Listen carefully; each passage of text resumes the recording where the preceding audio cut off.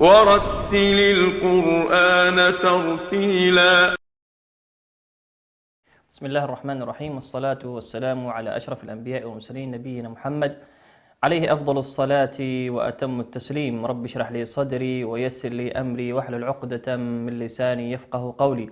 اللهم اجعلنا من الذين هدوا إلى الطيب من القول وهدوا إلى صراط الحميد. اللهم علمنا ما ينفعنا وانفعنا بما علمتنا وزدنا علما إنك أنت العليم الحكيم. ربنا افتح بيننا وبين قومنا بالحق وأنت خير الفاتحين. أما بعد، فسلام الله عليكم ورحمته وبركاته.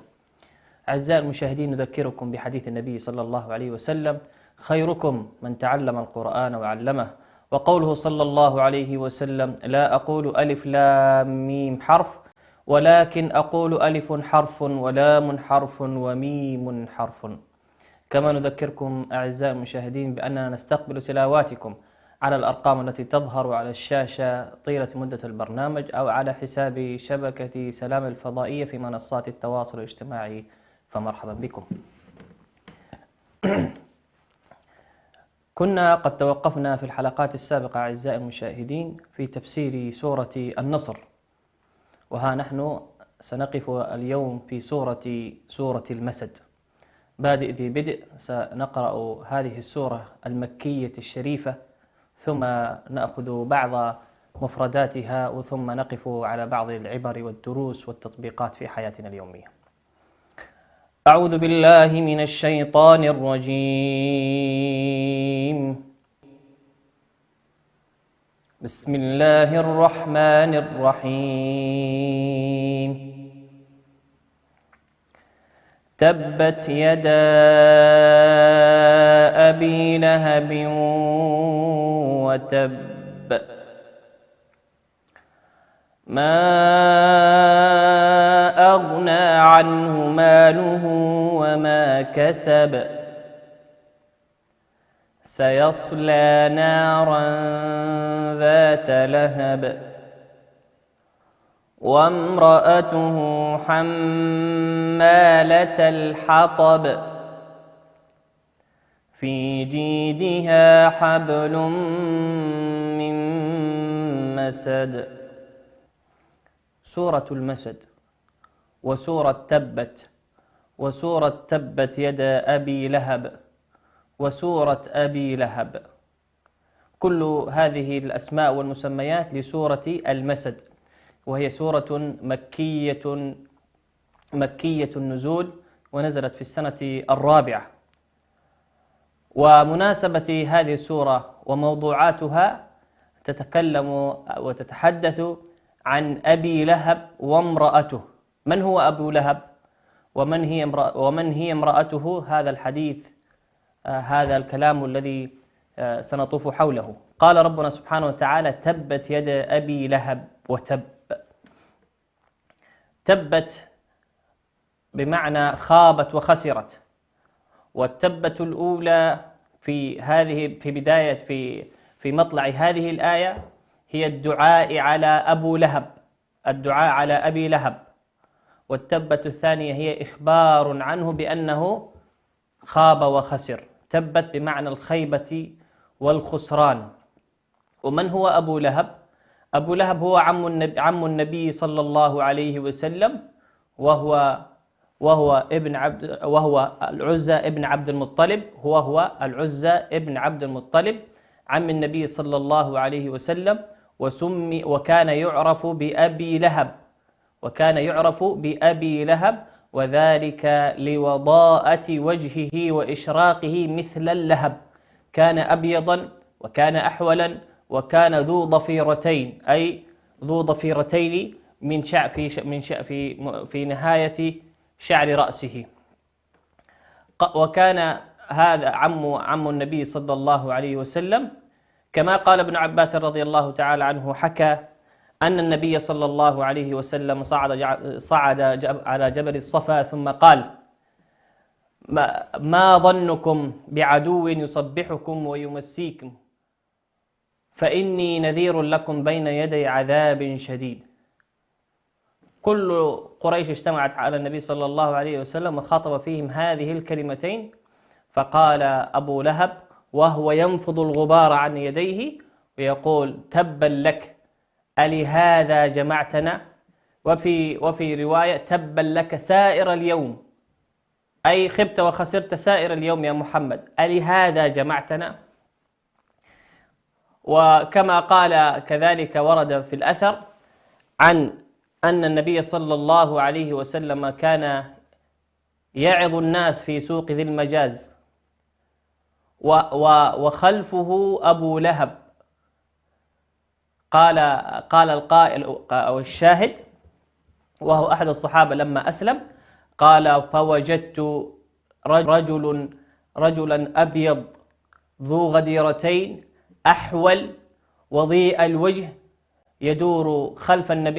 يطوف ويدور خلف النبي صلى الله عليه وسلم ويقول: هذا كذاب، هذا صابئ على النبي صلى الله عليه وسلم، وهو عمه صلى الله عليه وسلم. لذلك يقول ربنا سبحانه وتعالى من أول ما أمر نبيه صلى الله عليه وسلم: وأنذر عشيرتك الأقربين. كل السند إن أراد المرء أن يبدأ في دعوته أن يبدأ بأهل بيته، فهم له سند. وأسوأ الأعداء حينما يكون العدو قريبا، وأفضل السند حينما يكون القريب سندا. هذه سنة الله عز وجل في خلقه وفي كونه. إن أراد الإنسان أن يحتمي ببنيه وبقبيلته وأقربوه. وأسوأ الأعداء من يطعن في ظهرك، وأسوأهم إن كان قريبا. لذلك ربنا سبحانه وتعالى قال لنبيه صلى الله عليه وسلم: وأنذر عشيرتك الأقربين. فأقرب النبي صلى الله عليه وسلم كانوا بنو قبيلته صلى الله عليه وسلم، وكانوا أعمامه وأجداده أقرب الناس إلى نبينا صلى الله عليه وسلم، وهم الذين نصروا دعوته. ألم نسمع عن أبي طالب؟ ألم نسمع عن عبد المطلب جد النبي صلى الله عليه وسلم؟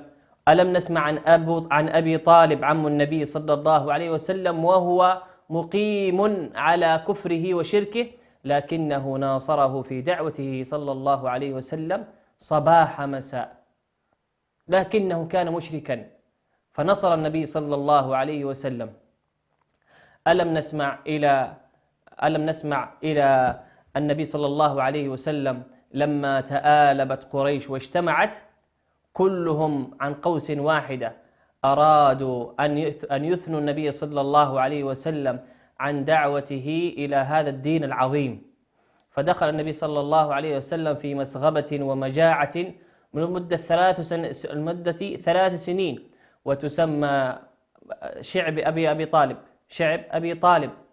كل الصحابة رضوان الله تعالى عليهم وقبلهم نبينا صلى الله عليه وسلم، حتى بنو قبيلته القائمين على الشرك من النبي صلى الله عليه وسلم، القائمين على الشرك، وهم من أبناء النبي، من أبناء عمومته عليه الصلاة والسلام، دخلوا في هذه المسغبة، فلم ينصره إلا قبيلته صلى الله عليه وسلم.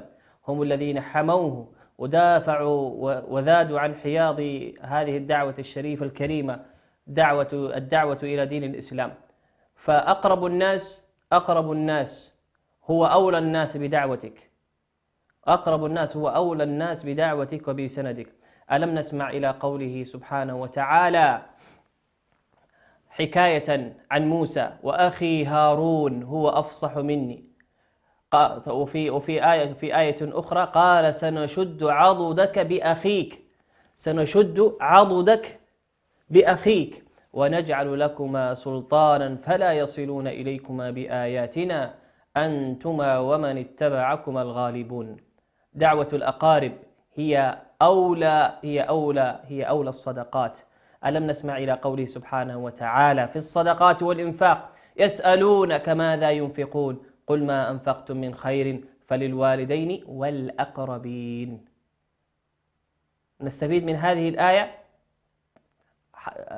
وإيذاء عم النبي صلى الله عليه وسلم للنبي صلى الله عليه وسلم هي أن ندعو أقرب الناس لنا لكي يكون لنا سندا وتكون حسنة فاتحة حسنة لحسنات كثيرة، ومن باب قوله: وأنذر عشيرتك الأقربين. قال ربنا سبحانه وتعالى: تبت يدا أبي لهب وتب، أي خابت وخسرت. والكناية وذكر اليد في هذه الآية هذا كناية وحكاية عن الله سبحانه وتعالى بأن الخسران ينال الإنسان، واليد هي عن كون الإنسان كله. ألم نسمع: يا ليتني قدمت لحياتي.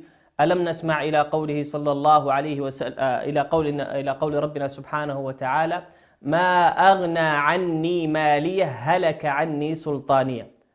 قال ربنا سبحانه وتعالى بعد هذه الآية: ما أغنى عنه ماله وما كسب، أي ما أغنى عنه الشرف والمكان، لأنه عم النبي صلى الله عليه وسلم وكان من كبار قريش، وكانت له منزلة ومكانة عند كل سادات قريش، ولكنه كان يؤذي النبي صلى الله عليه وسلم. قال: ما أغنى عنه ماله وما كسب. التصور بأن الإنسان يحتمي بماله ويحتمي بما كسب من الولد والقبيلة هو تصور قديم، هو تصور في الإنسان منذ القدم، والله سبحانه وتعالى يعالج ويذكر هذا الإنسان بأنه يوم القيامة لا يغني عنه ماله ولا يغني عنه بنوه ولا تغني عنه قبيلته التي كان يحتمي تحت كنفها في هذه الدنيا. قال ربنا: ما أغنى عنه ماله وما كسب. وقال ربنا سبحانه وتعالى في قوم يأخذون كتابهم، أي كتاب حسناتهم وسيئات، بشمالهم. ولنستمع هذه الحكاية وهذا القول من رب كريم سبحانه وتعالى.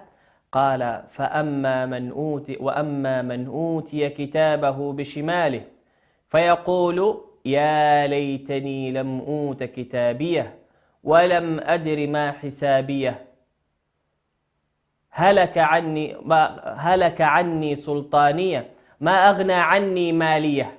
المال هلك عني سلطانية.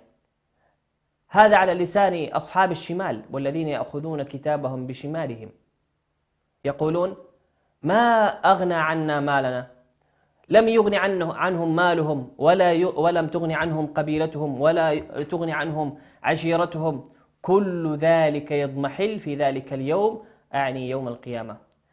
ولنستمع كذلك إلى قول ربنا سبحانه وتعالى في سورة أخرى: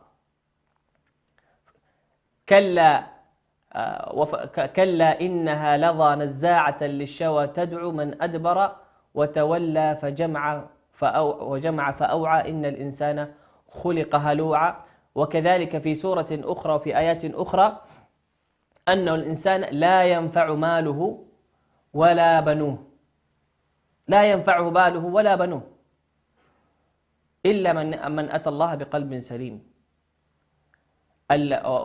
وقارون ماذا كان تصوره عن نفسه؟ قال: إنما أوتيته على علم أولم يعلم أن الله قد أهلك من قبله من القرون من هو أشد منه قوة وأكثر جمعا. أكثر جمعا للمال. وعذاب الله سبحانه وتعالى لا يوثق وثاقه أحد، ولا يعذب عذابه أحد. عذاب الله سبحانه وتعالى لا يصده كثرة المال، ولا كثرة الجاه، ولا كثرة المنصب، ولا كثرة القبيلة، ولا كثرة الولد. قال ربنا: فلا أنساب بينهم يومئذ ولا يتساءلون. في ذلك اليوم كل الناس في فزع إلا من أمنهم الله سبحانه وتعالى. قال ربنا: سيصلى نارا ذات لهب، أي سيدخل بعض على قول سيدخل جهنم ويصلاها، وقال بعضهم أي يحترق بنار جهنم. كما ذات لهب، كما أن كان وجهه وضاء مشرقا أبيضا مثل اللهب، فسيصلى نارا ذات لهب في الآخرة لما كان يفعله من إيذاء النبي صلى الله عليه وسلم في حياته الدنيا. كان يؤذي النبي صلى الله عليه وسلم إيذاء كثيرا وهو عمه. قال ربنا سبحانه وتعالى بعد ذلك: وامرأته حمالة الحطب. وامرأته حمالة الحطب. من هي امرأته؟ هي جميل ابنت أروى بنت جميل أخت أبي سفيان.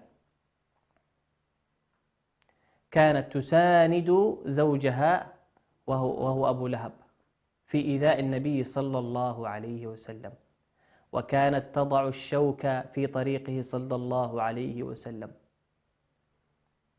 فالله سبحانه وتعالى خصها لأنها على دين زوجها وعلى نهج زوجها في الإيذاء. كانت تؤذي النبي صلى الله عليه وسلم إيذاء كثيرا، فأنزل الله سبحانه وتعالى: وامرأته حمالة الحطب. في جيدها أي في عنقها حبل، الحبل المعروف، من مسد أي من ليف ومن خوص، وبعضهم يذكر من الصوف والوبر. هذا الحبل الذي يلف حول عنقها حبل متين خشن يؤثر على صفحة العنق. هذا العذاب، وتجر به في نار جهنم، نسأل الله السلامة والعافية. وامرأته حمالة الحطب، لأنها كانت تحمل الحطب في الدنيا وتضعه على طريق النبي صلى الله عليه وسلم، وتضع الشوك على طريق النبي صلى الله عليه وسلم، وهي على نهج زوجها في الدعوة والإيذاء والمكر لدعوة النبي صلى الله عليه وسلم.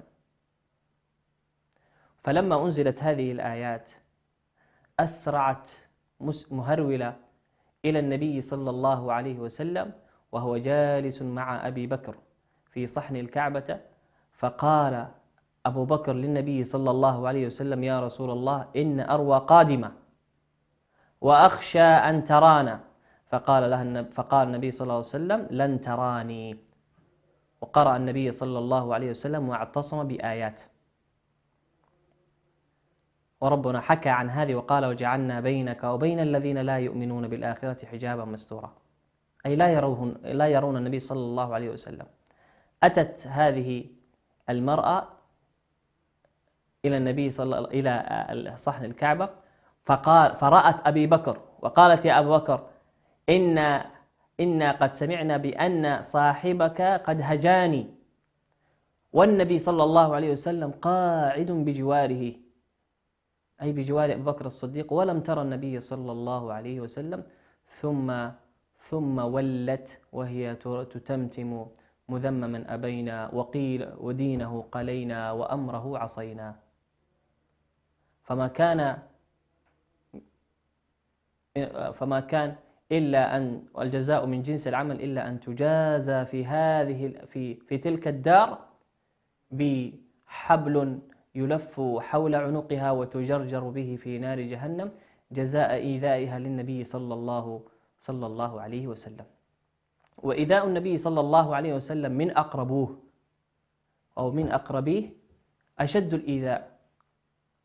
كان لا يفتر أبو لهب من إيذاء النبي صلى الله عليه وسلم والذهاب خلفه في كل أزقة مكة وهو يقول هذا صابئ هذا كذاب، والنبي صلى الله عليه وسلم صامت لا يزجره ولا ينهره، بل النبي صلى الله عليه وسلم مقيم على دعوته صلى الله عليه وسلم ليل نهار يدعو عباد الله سبحانه وتعالى بالحسنى على ما كان يناله من الأذى صلى الله عليه وسلم من أقربيه. ولكن بالمقابل كان من أشد الناس مساندة له كذلك عمه أبو طالب، حيث كان مقيما على الشرك، ودعوات قريش لثني النبي صلى الله عليه وسلم عن عدم التوسع في دعوته وعدم سب الآلهة كما يزعمون أن النبي صلى الله عليه وسلم يسفه أحلامهم أي عقولهم ويسب آلهتهم كما يزعمون أو كما تزعم أنفسهم المريضة، ويدعو النبي صلى الله عليه وسلم سليما معافى. فما كان من أبي طالب إلا أنه كل مرة يثنيهم عن قراراتهم ومحاولة اغتيال النبي صلى الله عليه وسلم في السيرة كثيرة، ومحاولة من إيذائه أن النبي عليه الصلاة والسلام سمم، قد وضع السم في أكله صلى الله عليه وسلم، وأوذي النبي صلى الله عليه وسلم جراء من هذا السم أذى شديدا. وكذلك من إيذاء النبي صلى الله عليه وسلم بأنه وضع سل الجزور، الله أكرمكم الله وأكرم السامع الملائكة والسامعين، روث الحيوانات على ظهره الشريف صلى الله عليه وسلم وهو ساجد في صحن الكعبة، فما كان من إلا إحدى بناته وهي فاطمة رضي الله تعالى عنه أزاحت عنه ذلك الأذى. والنبي صلى الله عليه وسلم يدعو قومه لا يثنيه لأنه مع الله سبحانه وتعالى. قال ربنا وامرأته حمالة الحطب في جيدها حبل من مسد.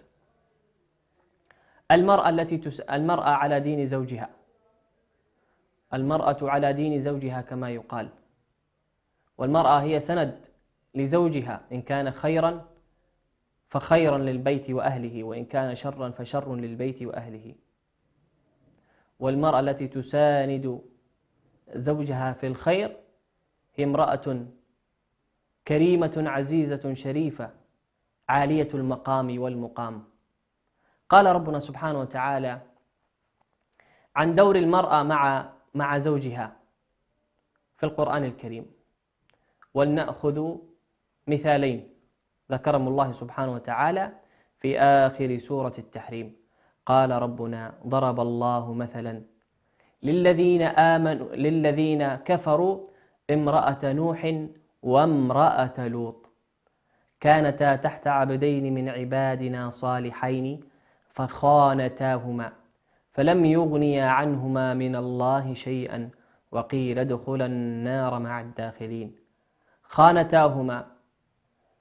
خانتاهما لا يحتمل أن يكون المقصود به الخيانة الزوجية، لكن مقصود أعم وأشمل الخيانة من عدم الدعوة إلى الخير. فامرأة لوط عليه السلام امرأته كانت مع قوم لوط الذين يحيكون وينشرون الفاحشة في تلك القرية، أي قرية لوط عليه السلام، هي امرأته للوط عليه السلام. ونوح لم تقف مع نوح عليه السلام حينما دعا قومه 950 أو 1000 سنة إلا 50 عاما، لم تكن معه، بل كانت ضده، هي وابنها الذي استغاث بالجبل واحتمى بالجبل عل أن الجبل يحميه من أمر الله سبحانه وتعالى، ولكن لا عاصم اليوم من أمر الله إلا من رحم. المثال الآخر: وضرب الله مثلا للذين آمنوا امرأة فرعون، آسيا بنت مزاحم، امرأة فرعون إذ قالت رب ابن لي عندك بيتا في الجنة ونجني من فرعون وعمله ونجني من القوم الظالمين. كانت مؤمنة معتزة بدينها ولم تكن على دين زوجها فرعون الطاغية المتجبر الذي أخذه الله أخذ عزيز مقتدر. نسأل الله السلامة والعافية. اللهم اجعلنا من الذين هدوا إلى الطيب من القول وهدوا إلى صراط الحميد. فاصل ثم نواصل. ورتل القرآن ترتيلا.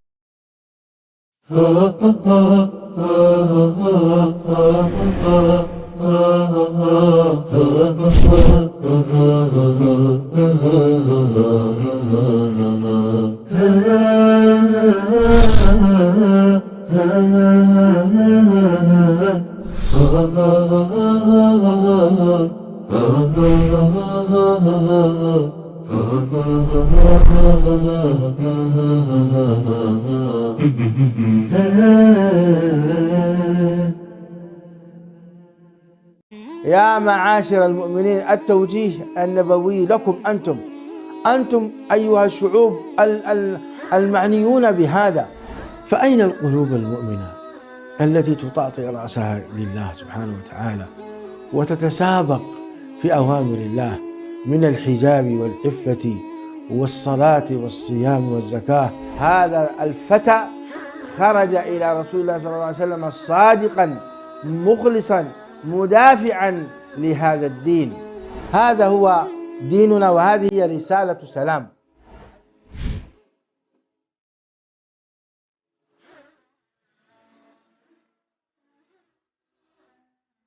هي أهم المواضيع التي نخوض فيها نحن الشباب ولا نكف الحديث عنها. أو ما هي الأمور الدارجة التي أصبحت تسيطر على جل اهتماماتنا وآرائنا؟ وماذا ينتظرنا في المستقبل وكيف نعد له؟ لنؤكد على أهمية هذه الفئة العمرية ولنكذب من قال إن الشباب رداء اللهو واللعب. يدور برنامجنا الشبابي حول سلسلة من المواضيع التي تهم الشباب على نحو خاص وتتناول قضاياهم الدارجة، ونحاول الاقتراب إلى كل ما يجول في خواطرهم ويشغل تفكيرهم وطرح الحلول والآراء الممكنة، والخوض في العالم الرقمي والرياضي والثقافي وكل ممتع مفيد. ترقبونا في حلقة أسبوعية على شاشة قناة سلام الفضائية. أنس وصحاب في ساعة شباب.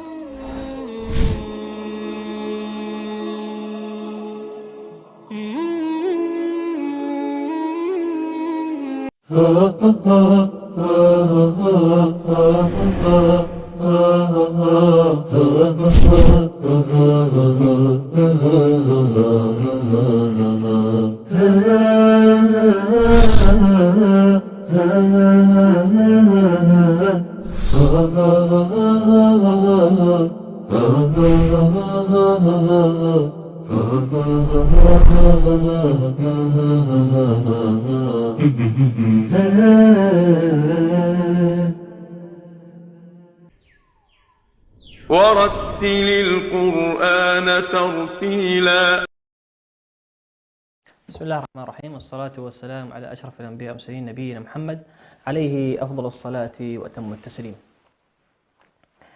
كنا قد أتممنا في الحلقات السابقة عن أحكام النون الساكنة والتجويد، عن أحكام التجويد الأساسية فيما على القارئ أن يعلمه. وها نحن سنراجع بإذن الله عز وجل من هذه الحلقة إلى الحلقات القادمة بإذن سبحانه وتعالى عن أبرز الأحكام التي تم أخذها، ونعيدها ونكررها حتى ترسخ في الأذهان. واليوم سنبدأ الحديث من جديد، نراجع عن أحكام النون الساكنة والتنوين ونطبقها فيما نأخذه ونسمعه من تلاوة. أحكام النون الساكنة والتنوين: النون الساكنة هي الخالية من الحركة، الخالية من الحركة هي النون الساكنة، أو التي عليها سكون، والسكون يكون مثل الدائرة الصغيرة.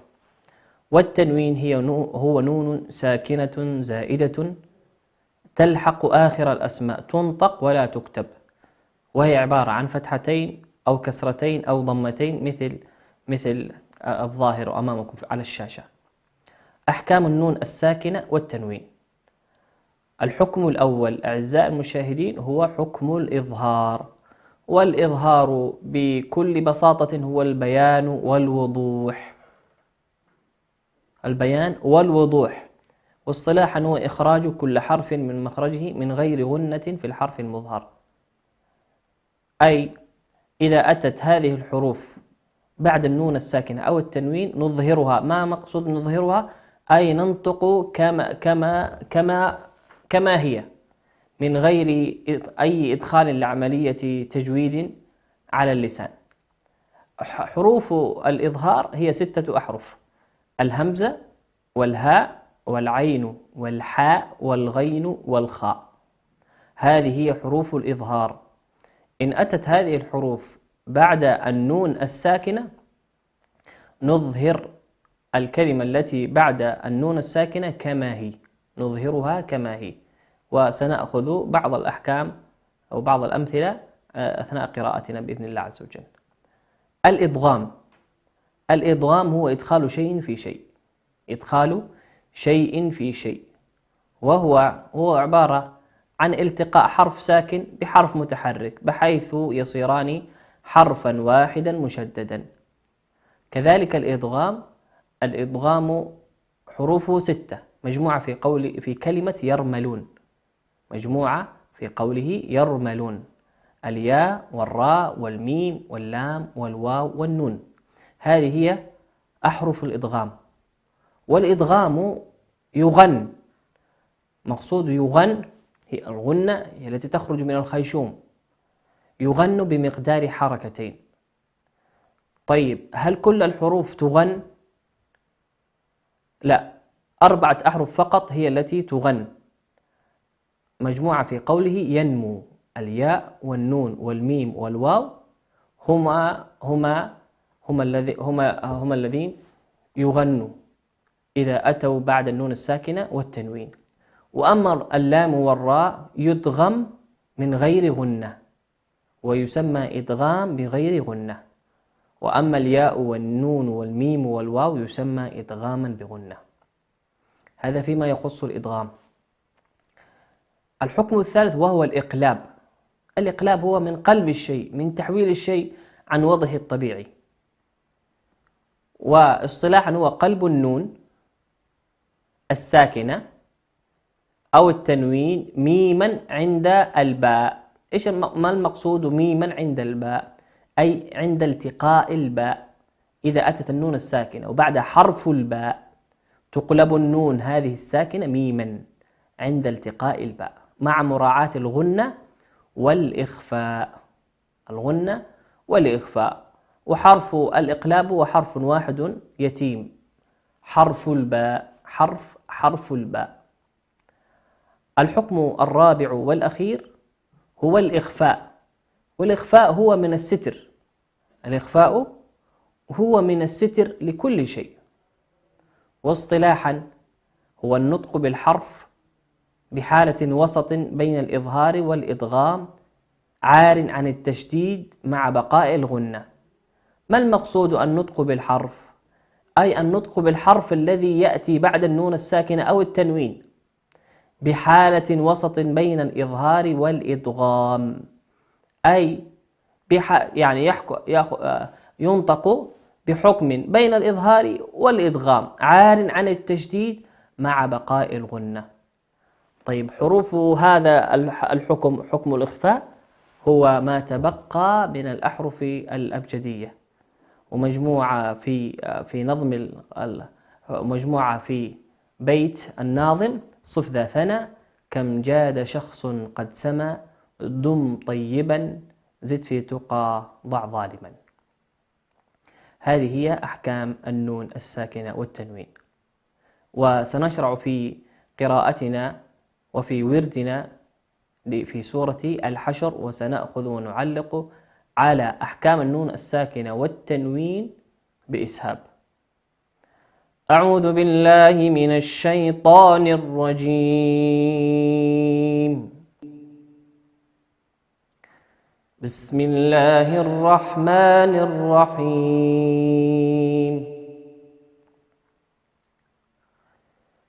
سبح لله ما في السماوات وما في الأرض وهو العزيز الحكيم. هو الذي أخرج الذين كفروا من أهل الكتاب من ديارهم لأول الحشر ما ظننتم أن يخرجوا وظنوا أنهم مانعتهم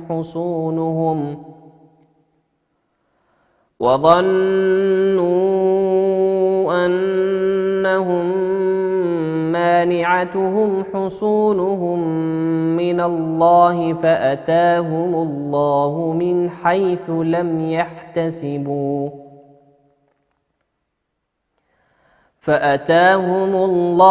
من حيث لم يحتسبوا وقذف في قلوبهم الرعب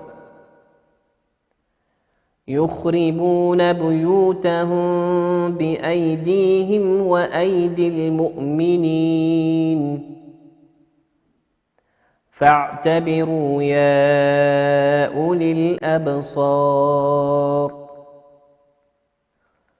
ولولا أن كتب الله عليهم الجلاء لعذبهم في الدنيا ولهم في الآخرة عذاب النار. ذلك بأنهم شاقوا الله ورسوله ومن يشاق الله فإن الله شديد العقاب. ما قطعتم من لينة أو تركتموها قائمة على أصولها فبإذن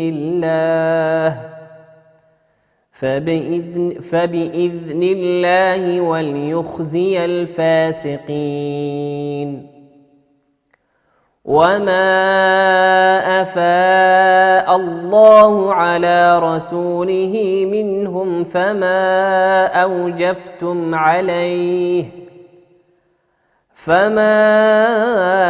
أوجفتم عليه من خيل ولا ركاب ولكن الله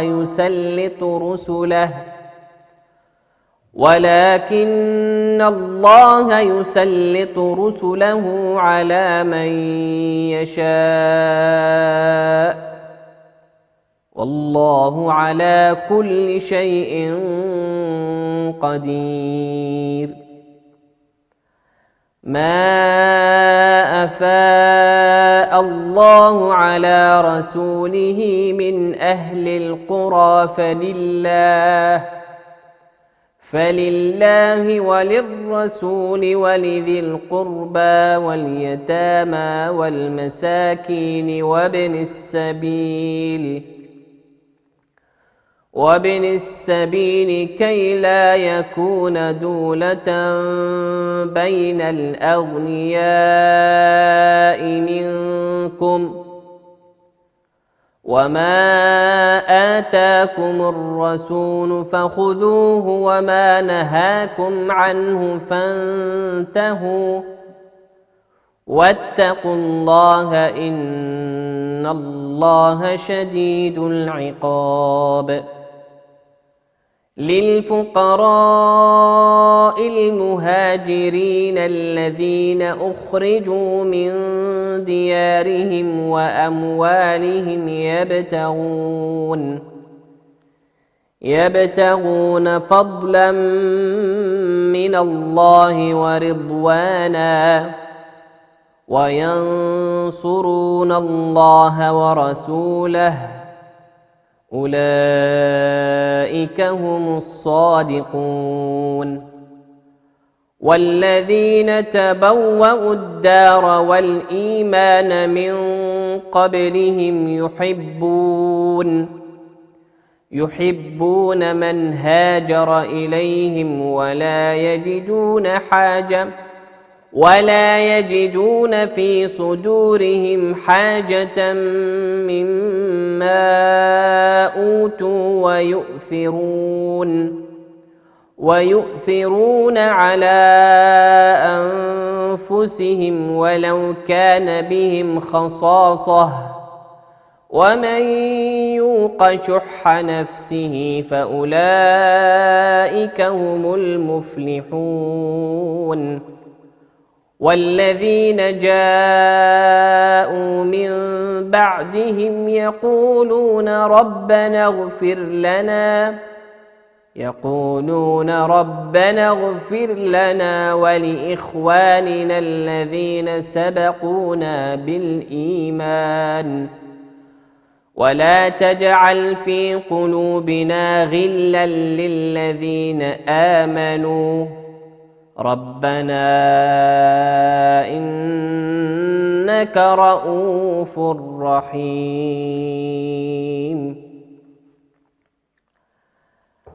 قول ربنا سبحانه وتعالى من أهل الكتاب.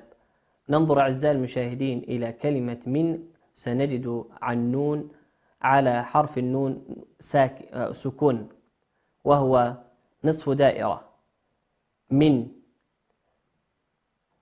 أهل الهمزة، فالهمزة من حروف الإظهار، قلنا حروف الإظهار هي الهمزة والهاء والعين والحاء والغين والخاء، وقلنا الإظهار هو الوضوح. من أهل الكتاب تقرأ هكذا من أهل الكتاب. وقوله سبحانه وتعالى من ديارهم النون هنا خالية من الحركة أي هي ساكنة. أتى بعدها حرف الدال، والدال من حروف الإخفاء. كيف تقرأ؟ من ديارهم، أخفيت النون في قوله من ديارهم، من ديارهم. وقوله سبحانه وتعالى ما ظننتم. ننظر إلى النون الثانية في كلمة ما ظننتم نجدها خالية من الحركة، وهي نون ساكنة أتى بعدها حرف التاء، والتاء من حروف الإخفاء. كيف تقرأ؟ ما ظننتم. وقول ربنا سبحانه وتعالى أن يخرجوا. النون في كلمة أن هي نون خالية من الحركة أي هي نون ساكنة، أتى بعدها حرف الياء. وقلنا أعزائي المشاهدين بأن حروف الإدغام مجموعة في كلمة يرملون، الياء والراء والميم واللام والواو والنون. وقلنا بأن الإدغام في قسمان، قسم بغنة مجموعة في كلمة ينمو، الياء والنون والميم والواو، هذه كلها أحرف إدغام بغنة. وقلنا أن حرفين هما إدغام بغير غنة وهما اللام والراء. هنا معنى المثل قوله سبحانه وتعالى أن يخرجوا، تدغم وتقرأ بغنة، أن يخرجوا، والغنة مقدارها حركتين، أن يخرجوا. وقوله سبحانه وتعالى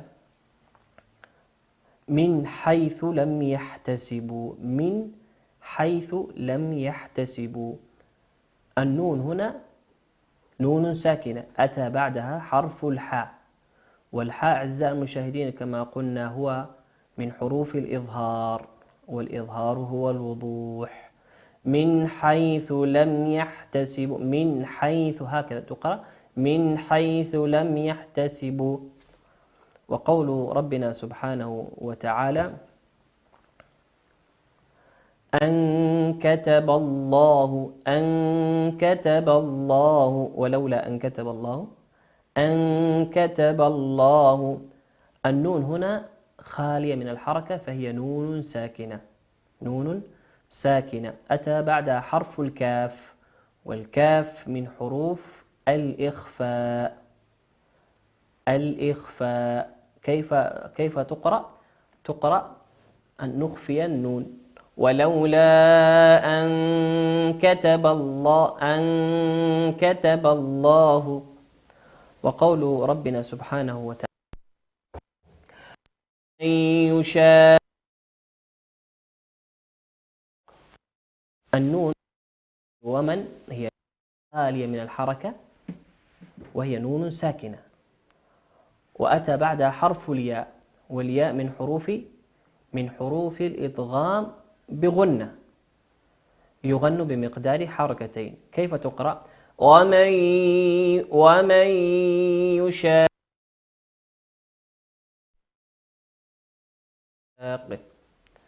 قول ربنا سبحانه وتعالى من لينة،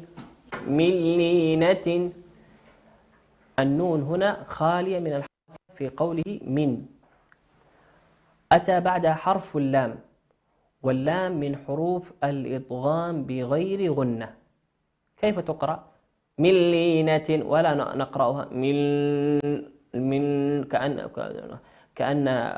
كأنها بغنة، لا، كأنها بغير غنة، لأن حرفي الغير غنة في الإدغام هما اللام والراء. من لينة. وقول ربنا سبحانه وتعالى لينة أو من لينة أو لينة. ننظر إلى نهاية كلمة لينة سنجد تنوين بالكسر، تنوين بالكسر على حرف التاء. أتى بعده حرف الهمزة، وقلنا الهمزة أعزائي المشاهدين من حروف الإظهار. كيف تقرأ هذه الآية؟ لينة أو. وقوله سبحانه وتعالى قائمة على. ننظر إلى كلمة قائمة سنجد تنوين فتحتين في نهاية كلمة قائمة، تنوين فتحتين أتى بعده حرف العين، وقلنا حرف العين من حروف الإظهار. قلنا حروف الإظهار الهمزة والهاء والعين والحاء والغين والخاء. وقوله سبحانه وتعالى من خيل. وقبل كلمة من خيل منهم. النون في كلمة منهم هي نون ساكنة أتى بعدها حرف الهاء فأظهرناها منهم بكل بساطة. وقوله سبحانه وتعالى من خيل نون ساكنة في كلمة من أتى بعدها حرف الخاء، وقلنا الخاء من حروف الإظهار. كيف تقرأ؟ من خيل. وقوله سبحانه وتعالى خيل ولا ركاب، تنوين بالكسر في كلمة خيل أتى بعده حرف الواو في كلمة ولا ركاب. ما الحكم؟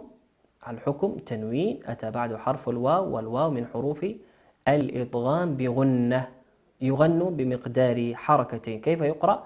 من خيل ولا ركاب.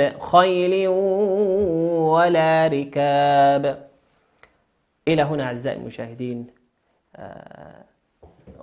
نكون قد وصلنا إلى نهاية هذه الحلقة المباركة. أسأل الله سبحانه وتعالى أن يجعلنا من أهل القرآن الذين هم أهل الله وخاصته، وأن نتمثل بالخيرية التي وعدها نبينا صلى الله عليه وسلم بقوله خيركم من تعلم القرآن وعلمه. كما نذكركم بأننا نستقبل تلاواتكم على الأرقام التي تظهر على الشاشة طيلة مدة البرنامج أو على حساب شبكة سلام الفضائية في منصات التواصل الاجتماعي. أعزائي المشاهدين، إلى لقاء آخر، أدعكم في حفظ الله ورعايته وعنايته، والسلام عليكم ورحمة الله وبركاته. ورتل القرآن ترتيلا.